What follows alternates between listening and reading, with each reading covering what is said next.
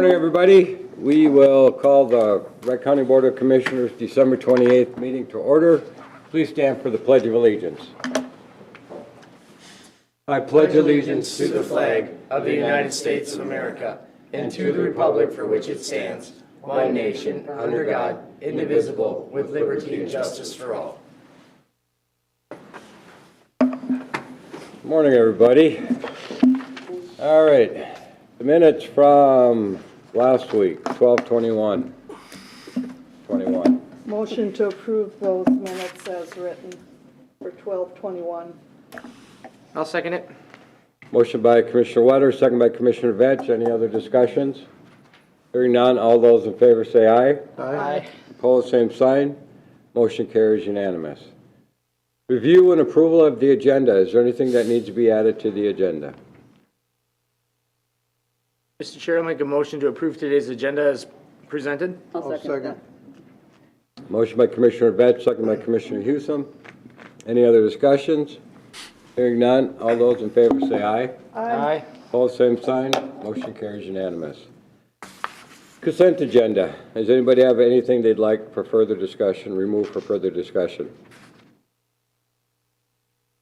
None, I'll look for a motion. I will move the consent agenda, Mr. Chair. Second. Motion by Commissioner Hewsome, second by Commissioner Ketchmark. Is there any other discussion? Hearing none, all those in favor say aye. Aye. Opposed, same sign. Motion carries unanimous. Well, Mr. Virgil Hawkins is not here, so we have Mr. Chad. And 9:02, we're right on time. Well done. Yeah, I guess I'm the closer for Virgil this year. He's on vacation all week. Grandchild number 10 on the way any moment, so he's watching some other grandkids while we prep for that. So I just have one item today. It's approving an agreement with the city of Delano regarding the construction and maintenance of an intersection improvement along CSAH 30 and Darrell Avenue Southeast. Basically, a little bit of background is this, if you remember, we reconstructed CSAH 30 last year, the year before. At the time, this development was supposed to be imminent at the same time, but the developer wanted to hold back, and they had some structuring and to wait till this work was done ahead of time to get our roadway improvements done on 30. So now they're moving forward. I think they're out there grading right now as we speak. So before we sign the plat, we make sure we have an agreement with the city to make sure the highway improvements that are needed as a result of the development are constructed and documented what we need. No cost to the county, but basically this is the mitigation of the construction of the housing development. So the agreement is attached, and if you got any questions, I can answer those. Anybody have any questions? Mr. Chair, I'll make a motion to approve agreement 21-57 with the city of Delano. Second. Motion by Commissioner Vetch, second by Commissioner Wetter. Any other discussions? Mr. Chair, Commissioner Ketchmark. just a little bit of background for the board. I met with the city and county highway a few months ago after I was notified by folks in the township of concerns of how this was laid out. So we met, looked it all over. I gave feedback to the township folks that their concerns basically were addressed in the city rerouting of the road. So I confirmed with Chad before the meeting that the agreement stands as it was a couple of months ago, and so I'm in favor of the agreement also. All right. Any other discussion? Hearing none, all those in favor say aye. Aye. Opposed, same sign. Motion carries unanimous. Thank you, Chad. Thank you. Have a happy new year. Happy New Year. Same to you. We'll see you next year. Unless he comes next week. No, that's after. Never mind. Never mind. That's next year. Yeah, it's next year. You're doubting me? You're doubting me? No, I'm doubting me. Administrator Kelly. Thank you, sir. Included in your packet today is an updated proposal from Flaherty and Hood, who we've worked with on legislative items and issues that the county has to bring to the legislature for a few years. Attached in the packet, as I mentioned, is their updated proposal for services for the upcoming year of 2022. Wanted to get that in front of you for consideration. Also, Shane Zart is here from Flaherty and Hood if there are any questions regarding the proposal. Terms are similar, in fact, I believe identical as previous years, other than, of course, we've updated the items that we are working at the legislative level on. So with that, I'll stand for questions. Anybody have any questions? Mr. Chair? Mr. Ketchmark? Well, it's good to meet Shane in person today, and pretty good description for a person that has not been here in previous years to see what the agreement was or what you folks have done for us. So one question I'd have is, could you tell us what your past efforts have yielded for Wright County that we may not have gained without you or may not have gone as smoothly? Sure. Well, well, first of all, thank you for having me out here today, and I wanted to be here to answer questions, but also just because I haven't seen a lot of your faces in person for quite some time. And I think it's been at least or around 2 years since I've been in this room, and it was, since I saw a lot of you in person, it was actually at the Capitol. When we were getting bonding bills introduced and some various other meetings that we were doing at the Capitol in the 2020 session before things shut down. And since then, it's been all screens all the time. But that's a good segue too, because and some of our previous work, our relationship with the county really began around one issue, and that was the issue of state assessed property and the impact that the presence of the Monticello nuclear plant in particular has as a very large share of the county's tax base. So at the time, I think our initial discussions were, as various bills get introduced, concepts for different tweaks to state assessed property, how that property is valued and assessed, that the county wanted a voice in those discussions. And our firm had some expertise in those areas and seemed like a natural fit, and we kind of dove in from there. And shortly after that, and I think some of your colleagues might carry some scars from truth and taxation meetings and some from a couple years back, by no fault of their own. There was I'd say a kind of a terribly timed state assessed property appeal as it came down related to a lot of Xcel Energy's property within the state of Minnesota, where Wright County and a number of other local governments, I think, set their preliminary levies on one day, and maybe even in some cases later that week, got a phone call and said, well, there's been a settlement between the Department of Revenue and the company, Xcel Energy, and there's a lot of your tax base going to be shifting around, and for folks, especially within the city of Monticello, but also the entire county, see huge increases even over what you were expecting without that. So we took that to the legislature. There were a few things that we put into legislation. I know that Derek came down a number of times to the Capitol on that one and drugged some friends from Sherburne County with him, but also partnered with a number of other local governments. And in that case, it was an issue area where we were diving into that appeals process in particular, and had Senator Matthews was the chief author from the Sherburne side. I know he has a sliver of Wright as well. But so Senator Matthews was the chief author there, Representative O'Neill here in the House. And that legislation was really targeted at how can we make sure this doesn't happen again, where local officials can go through your budgeting processes and be certain that by no fault of your own, that this isn't going to pull the rug out from you and your taxpayers late in your budgeting cycle. And I would say, and this is where Commissioner Vetch will probably back me up on this, we didn't get everything we wanted on that, but they did tweak some dates in that legislation. They did, the Department of Revenue now has a virtual room system set up where counties, cities, local staff can log in and at least get more information than they ever had before about where things stand in that state assessed appeals process, where some of the vulnerabilities are in that. And I think made enough noise there that it's facilitated more communication with DOR on these issues, and that's ongoing. There's, I know, a lot of work ongoing, and the legislature is still interested in that very actively. So that's just one example, and before I get too long-winded, I'll point to the next one, and that's one that we had, I think, took a lot of pleasure in working on because it's a great project, and we're still hopeful to see it come to fruition here soon. But the dental clinic, where the county, for the first time ever, decided to seek state bonding funds because of the interest in that project and the desire to see that one move forward and provide services or increased services to the residents of Wright County and surrounding counties. And so that was, I think, an adventure and a learning process for many in the county, since it was the first time dipping the toe into seeking state bonding dollars. And I know that as complicated as the legislative process is there, I know that sometimes you get the legislation passed and then you find out, well, there's still more hoops to jump through. So I know that's work that's ongoing, but that was one that we were able to get introduced and on relatively short notice as bonding cycles go in the 2020 session. Things shut down. That bonding bill seemed like it was never going to come up for a final vote, and special session after special session, it finally passed in October of 21, and thankfully with funding for Wright County included in there. So those are two examples. I suppose, Commissioner, we did a lot of work this year on driver and vehicle services testing and helping dig into those issues and make some noise there and increase some contact with the agency.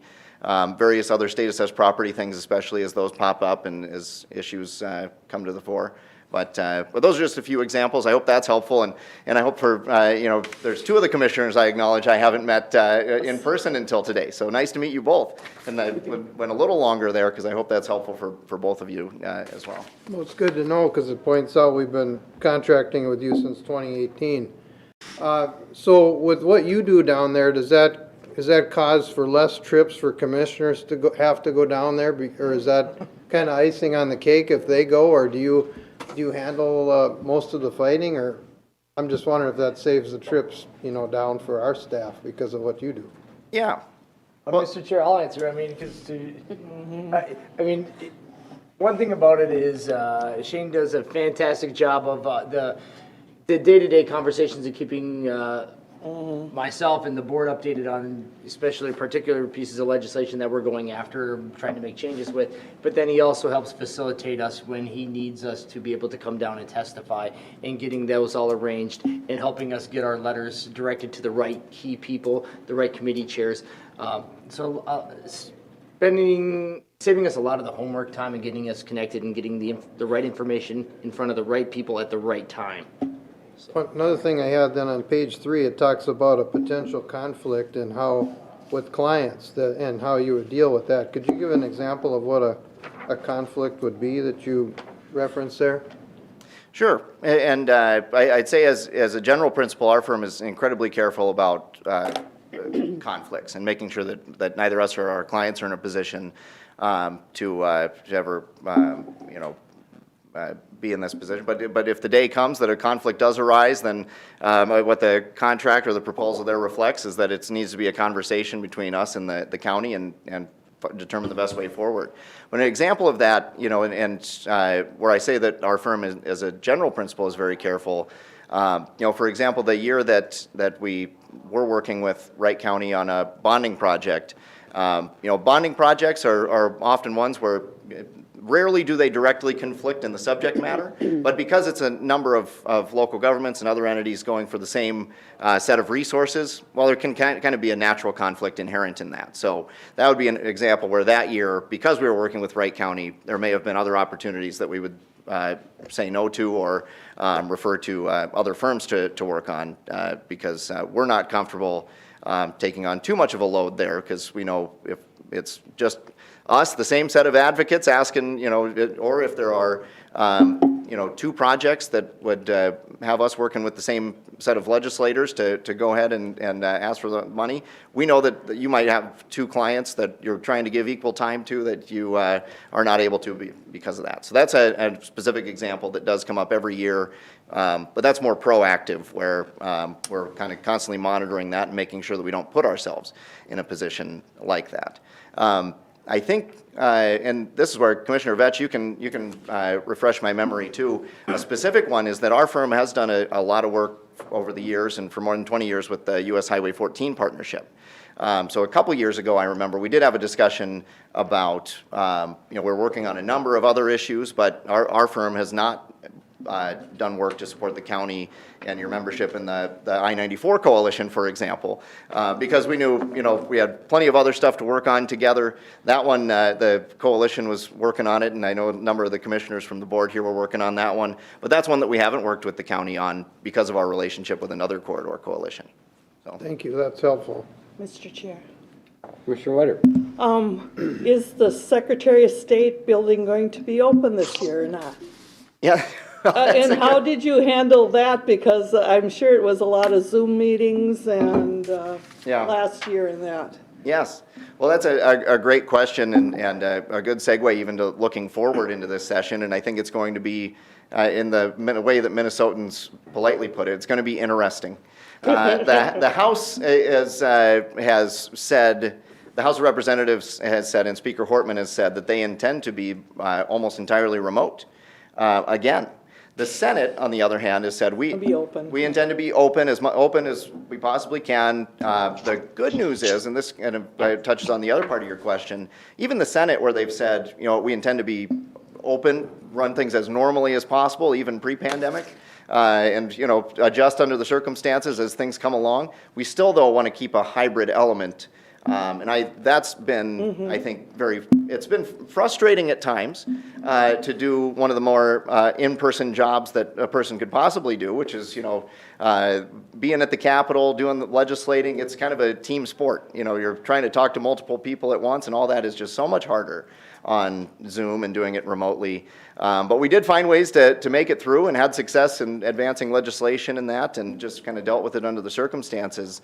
But what I hope, and what the Senate I think is already reflecting, is that we can pull some of the positives out of that. And you've, I'm sure, seen it with the screen behind me here, is that I think Commissioner Delano and I were talking before the meeting started about, now it's much easier to have someone from Buffalo testify on short notice down in St. Paul, or Roseau, for example, where sometimes it would normally be that, multiple hour drive, 8-hour round trip, whatever it is, for 2 minutes of testimony and one meeting down there, and then you're hitting the road back. So I think the legislature has said we want to keep some of those hybrid elements, and that's where I think there's going to be some tension this year, because that technology, I hope, in the future can be used to enhance access to the Capitol and to our lawmakers. In the short term, though, it seems like, at least on the House side, we're still not going to have a lot of that in-person access to our legislators. So And also, it talks about that you got Marty Seifert and Bradley Peterson and you. How many others? I mean, because oftentimes there's meetings that are at the same time, and so about how many at a time from this Flaherty and Hood are there maybe for Wright County?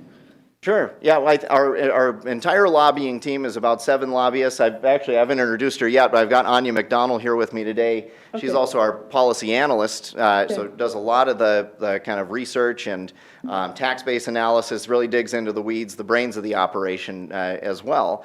So we've got a full team, and we do take a team approach to our issues. And the reason in your proposal there's a few of us listed in there is because for each of our clients, I might be the face that you see the most or the person you have the most conversations with, but we try to make it so that there's at least multiple folks within our firm who are familiar with your issues, can spring into action when 2 legislative meetings do get scheduled at the same time. It happens. It happened the other week when I had Bradley had to come in to do a meeting here virtually with you and your legislators, because I had something come up that I couldn't move. So we try to take a team approach for that reason, and then we do have more folks on the team who we have pulled in even from time to time, and some specific examples might even be our environmental attorney at the firm, for example. If a particular issue calls for it, we'll pull them in just because they have the subject matter expertise, but kind of with the foundation, though, of that team approach where there's at least a few folks all the time who are on call and available to the county. And Mr. Chair. Commissioner Whiter? How often do you get pushed aside because one of the legislators actually have one of their constituents there, and you'll come in and you'll say, oh, there's a lobbyist out there waiting. Well, that's okay because you're my constituent. So how many times do you get pushed aside? Oh, not too often. It has happened. I know that legislators, and I would do it too if I were a legislator, give absolute priority to their constituents, especially, our firm works oftentimes with local governments and oftentimes with, and really with a focus on local governments outside of the Twin Cities area. So even if it's our clients, we want them to have that priority too, because they've driven down and they want that access to their legislators. But no, the Capitol, and that's why these things in person, as if things are operating very normally, it's a fun and dynamic but person to person environment. So and if it's a constituent there, I don't take any offense to it at all. I just wait my turn.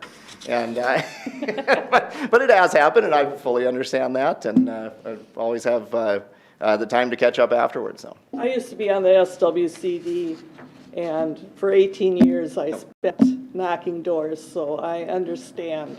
yeah. that. That's great. But how come, I don't know, it seems like lobbyists, if you mention lobbyists to the public, they're kind of looked at down rather than, it's just what type of blankety blank lobbyist, So I was just, curious, how do you switch that idea that we got to hire them because we can't be in several places at the same time? Sure. Yeah. Well, I think that the lobbying profession or the reputation of it, I think it is a case where what we do at the state level here probably differs quite a bit from what folks think of, and I think what they primarily think of as the folks in Washington, D.C. or, K Street lobbyists or whatever it is.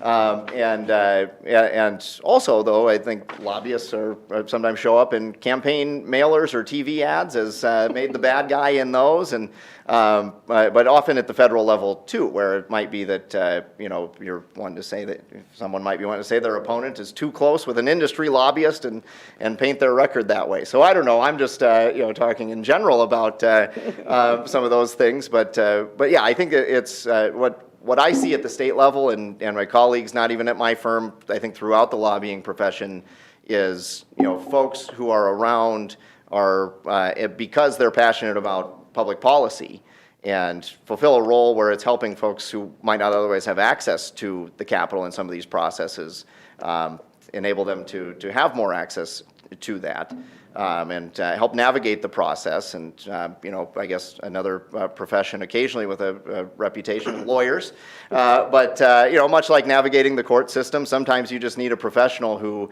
knows the ins and outs and can be there when you're not and can navigate those processes for you. So I think it's very similar. And why they get bad names, I don't know. We'll leave that to the DC folks. Commissioner Newsom. Sure. Yeah, thank you. Well, I really appreciate how professional your firm has been, Shane, and you've always, answered all questions and been very willing. You've worked a lot with Derek on different issues more closely, but so I've really appreciated the service you've given us for the last few years. Thank you. The only thing I have is on page 3 under conclusion, you've got to provide legislative services to Wright County for the 2022 session, and we are confident that we can have a significant impact. Can we get confident changed to guarantee? I think that's a no. There are no guarantees in life. Oh, come on.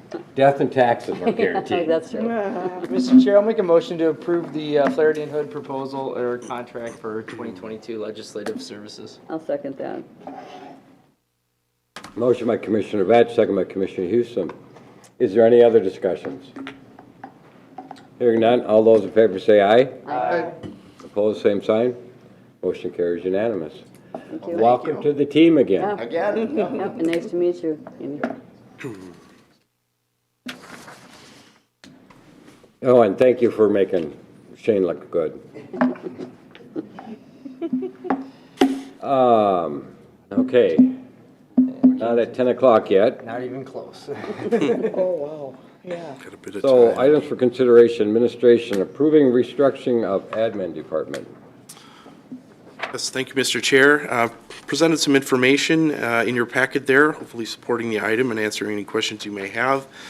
Tried to capture the discussions that were had in many different meetings, both from Committee of the Wholes regarding the administrative, assistant administrator position, as well as a personnel committee we had regarding some of the IT management positions, as well as some discussions that have taken place at our retreat that we had. So what I've been presented in front of you today is the approval of a restructuring, the main components of that being the hiring of 2 assistant county administrators, as well as a centralization of the projects area. And the trade-off then being we would leave some positions, specifically an admin specialist and a risk management specialist, which was approved for 22's budget vacant in order to help offset the savings. So I will stand for questions at this time regarding the proposal. Chair? Commissioner Houston. Yeah, probably it'd be good just to run through and explain really with the 2 assistant administrators, how the different departments would essentially be answered. We're made a decision pretty much to try to put like departments together under, you know, one assistant administrator and like more like departments together under the other. So Before we do that, Mr. Chair, Go I ahead. think we want to talk a little bit about the reasons we that this was kind of more Yeah. holistically. There was a lot of boxes that we wanted to check as a board, and where we were struggling as a county in transitioning from a coordinator system to an administrator system, and trying to look forward down the years and trying to create less buckets, not more buckets. This is kind of one of those steps in trying to get us more of a holistic organization and trying to get better communication, to be a better business partner with our department heads. And right now, under our current structure, it was literally trying to put vast information out to many different departments that have many different complexities, and trying to break that down into some different groupings to better facilitate those needs, as well as us be able to create better management practices and metrics, so that hopefully we can adapt to our future work environment. Because I know that the staff in the county want to have more of a flexible work environment, and we can't get to that until we have good ways of measuring performance. And so we need to be able, from the top down, be able to create those management metrics, so that way we can give them more flexibility in our work departments. And this is that step to be able to get there, is by kind of breaking up the group a little bit. Commissioner Houston. yeah, thank you, Mr. Chair. The other thing is that really these discussions started right after our strategic planning last year, and then of course Year before, Pardon? 2 years ago, 2 years ago. COVID stepped in there and kind of made chime Yeah, different. yeah, thank you. So it's been, yeah, almost 2 years ago since we started this, right after, in March of 2019. So it has been, it's not something that's just bubbled up all of a sudden. This has been a lot of thought from different departments and department heads, staff making suggestions. So a lot of that, it started with our strategic planning. One of the other things is too, is that Wright County is no longer a small county. We are growing, and one of the things that we're kind of lining ourselves with some of what the other larger counties do, just to make things flow better, is the way I look at it. Commissioner Ketchmark, did you have any questions? Well, I'll weigh in later, but you had a little order here, I think, for Lee to explain it a little bit, and then I can weigh in on some things I noticed with the chart. Sure, very well. Back to Commissioner Hewsom's question, with the 2 assistant administrators had kind of put a focus where grouping the departments that are largely internally or central service focused, administration, facilities, communications, IT, finance, et cetera, kind of under one branch. The others taking a number of the departments, largely the, I'll just say, property-related departments, if you will, fall kind of on that other side. Certainly, if we have a candidate that comes in for either of these two positions with a specialty that may best fit matching them with a certain department, we may see some movement in this, but wanted to propose it as the concept as presented today. So, but tried to group in these divisions things that are like in nature, like in interactions, as well as the primary deciding factor being that a lot of the functions on the one side serve both external but as well as our internal partners throughout the county. So.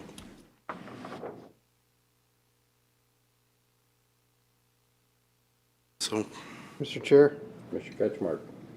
So just an observation, I talked to Lee about it when I saw the chart yesterday, but when Administrator Kelly was making the case for it a couple weeks ago or whenever it was, he had talked about having 18 people reporting and that it was a lot for him to keep track of. So I just noticed now that it's 14 people now that are divided up between the two assistant administrators. So there's been some other condensing of roles, which is probably appropriate. It was stretched out under that initial one that you had sent out, and I had to kind of ask, well, where does this person go and fall now? So that explains how we went from 18 to 14.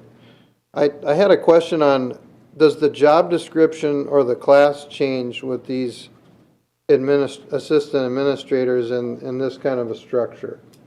Has that been determined? No, the assistant administrator job description was addressed at the time of the study a few years ago to include the ability to supervise department heads, so I'm not anticipating any changes at this time, either in description or in class, other than to reflect that there will be two of them and some division of who they will be supervising. Okay.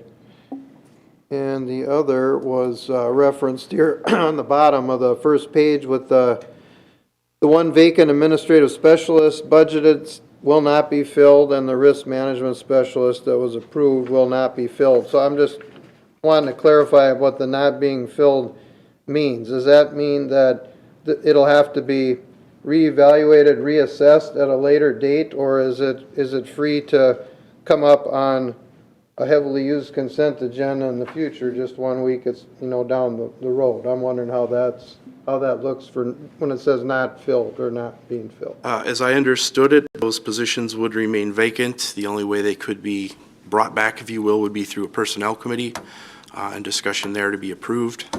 Would not be able to do a direct consent agenda as we would with a vacant position. Okay. Was my understanding, so. All right. Is that the board's understanding? Yep, that was. Okay. Thank you.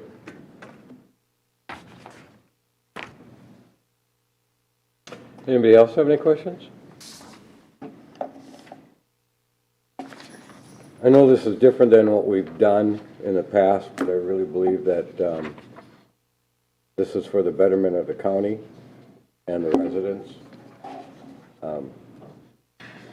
It should improve things for both the residents and all the employees. And Mr. Chair, there was a great deal of effort and thought and, thinking where have we been and where are we going put into this. We didn't come to fisticuffs, but we had some really good discussion. Close. All right. Mr. Chair, I'll make a motion to approve the restructuring of the administration department as presented. I will second that. Motion by Commissioner Vetch, second by Commissioner Hewson. Is there any other discussions? Mr. Chair? Commissioner Ketchmark. One question on the weight on the administrator now and his duties, the subject of public data requests being ran through his office. Is that going to be redirected, do you anticipate? I don't see it noted anywhere, and it came up a couple of times that it takes up a lot of time and that the statute doesn't dictate that your title handle that. And we have other people in communications here on hand. Yes, to respond to that, we already have a process in place to divvy that out. I've just kind of been the collector of it, given what the statute has said, but been working with both IT and the attorney's office and working in a process for that, planning that will be done primarily digitally in the future. Additionally, just as a side note, we are updating our data request policies. Like to review those annually. Thought it would be a good time to do that as well. So, Okay, thank you. Any other questions? Hearing none, all those in favor say aye. Aye. Opposed, same sign. Motion carries unanimous. Thank you, board. Can't imagine as much advisement. Well, let's start out with Commissioner Ketchmark, and he can tell us about all the wonderful Christmas presents he got this year.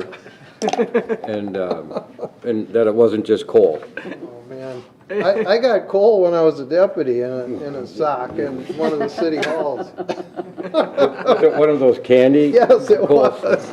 It was. You know, not huge on the gifts, prizes, and presents at Christmas, I'll admit. But to me, it's when you got the family together and a good meal and people are healthy and don't have to go to work, and you can get together at somebody's place and hopefully not a long commute for anybody. And that's the most and what I hope for and expect at Christmas. That's it. Yeah, I mean, we had a good Christmas, even though not everyone was able to make it for different reasons, but it's still a Merry Christmas, and it's all about the meaning of it. Yeah, I agree. It was definitely fun to get together with and spoil the grandkids. Yes. And then go home. Yeah, right. Love to see him come, love to see him go, you know? No, we were at our daughter's house, so it was Oh, a lot easier. yeah, you could just leave. Yeah, we used to leave. And, yeah, you know, I don't know, their mother kept telling me to quit giving them cookies. Really? They wanted cookies, and I thought it was only fair. Well, it was fine until the ceiling started leaking in the basement and the water was dripping down and and that kind of made things stop kind of quickly. What, at your house? Yep. The kids up there stairs having a bath or something? No. It was the dishwasher that did not get put in right. Was it a new dishwasher or what? Yes. Ah, Oh. yeah, that Hopefully was, Leander didn't install it, otherwise No. He's not into crawling under things and that anymore, or standing up. But luckily, our basement, we've got panels, so it's easy. It's not difficult to just get the repair panel stuffing up. out. We did that on purpose. and Commissioner Vetch, with just a couple of children that you have, Oh, it were you able to spoil them all? Well, I was. I wrapped more gifts than I could ever care to count. There wasn't much room for walking in my living room, so. Now I'm like Administrator Kelly trying to figure out how I'm going to fit all this cardboard in my recycling bin. Well, it sounds like they'll have extra pickup, or not extra pickup, but they'll take extra stuff to the side. I know all over in St. Michael they will, as long as it's bundled 3x3 or in that area. I don't know, our son-in-law somehow got it all put into the recycle and it's gone already, so wow. I was surprised it came out. The way he had it packed in there, but. Administrator Kelly, did your kids get spoiled? We certainly tried our part, as well as the grandparents. We still have a few Christmases to go, so we'll have another weekend of fun. But pretty epic Nerf battle has ensued, as well as some good times trying out the new hockey net. So it's been fun. Fun. So I guess we'll be taking a break. Well, are we gonna have Now a we're break getting here? lots- And now we're getting snow out there. Yeah. Oh, yes. Are we going to recess for 20 Recess? minutes? Yeah. Yeah, 20 minutes, yep. I think so. probably the best. Unless, do you have anything else? Did you want to? Not at the moment. So. All right. Well, we'll be in recess until 10 o'clock. Thanks, everybody.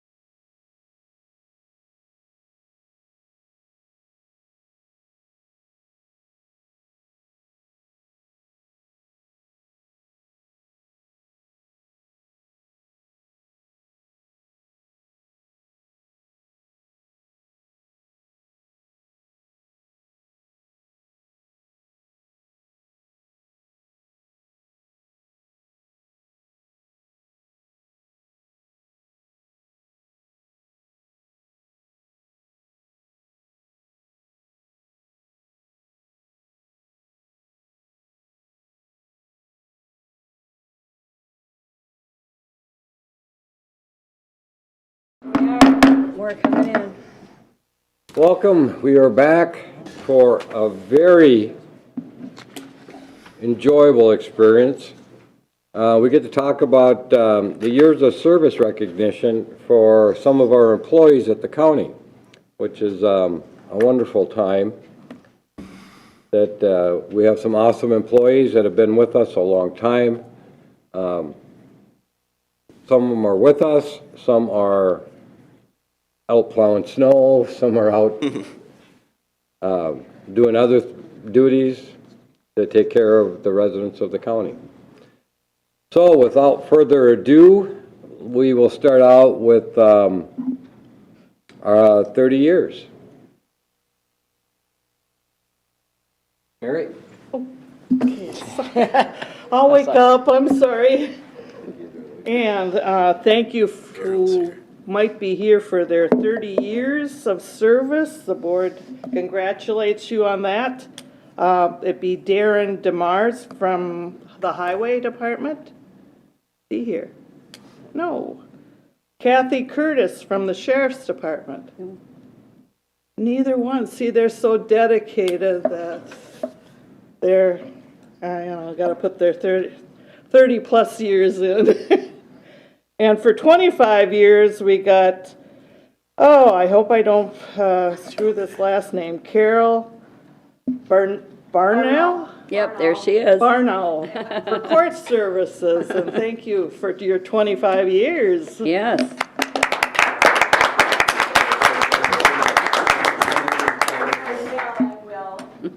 Here's your coffee mug for when you retire now, so that you can drink coffee all day long. Sounds good. Thank you. I don't know if you want to do that.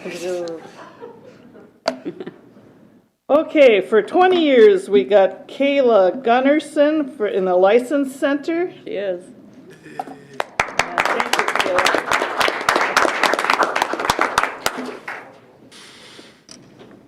Right now. 20 years. I can't believe that we put up with it. No, I mean, congratulations. Thank you. I started when I was in fourth grade. Were you really? The law was different Yeah, then. child labor, right? The law was different then, no. And again, for 20 years, we got Julie Eaton, Sheriff Department. No. Julie here? No. James Martinson from the Highway Department. No. No, he said he's plowing. Yep. All those highway guys gotta be out working right now. Yep. Matthew Sturm from the Sheriff's Department. Probably working. No, Oh, he's probably catching speeders. And then there's, well, they might, pulling them out of the ditch, right? Yeah, I've seen some do that, but, okay, for another 20 years, Jolette Adelman from Information Technology. Thank you.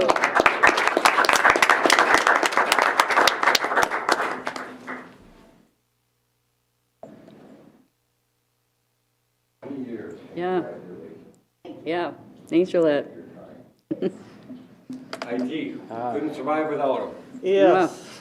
So 15 years, we have a handful here. We have Tamara Erickson on the County Attorney's Office. We have Jamie Goodroom from Health and Human Services. Here.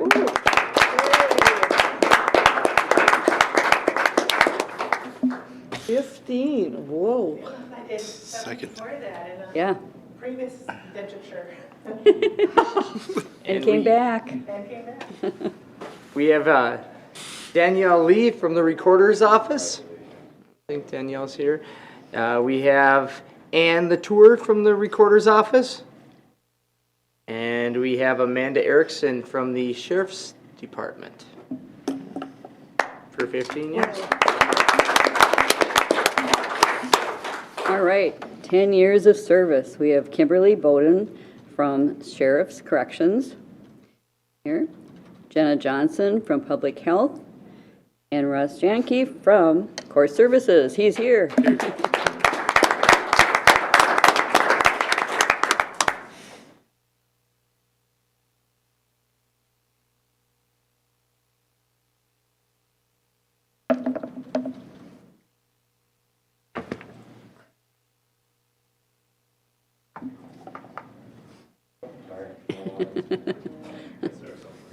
Congratulations. Thanks, Ross. Thank you. After putting up with Mike all these years. That'll be tough. Next, we have 5 years of service. First is Sarah Brown, Social Services. Next is Jen Rassett from IT. Brianna Ramirez Pera from Financial Services. Dylan Young, Sheriff's Office. Eric Larson, Sheriff's Office. Darlene LaFave, Sheriff's Office. Robert Emmer, Court Services. Mitchell Douglas, Assessor's Office. And Michael Loomis, Sheriff's Office.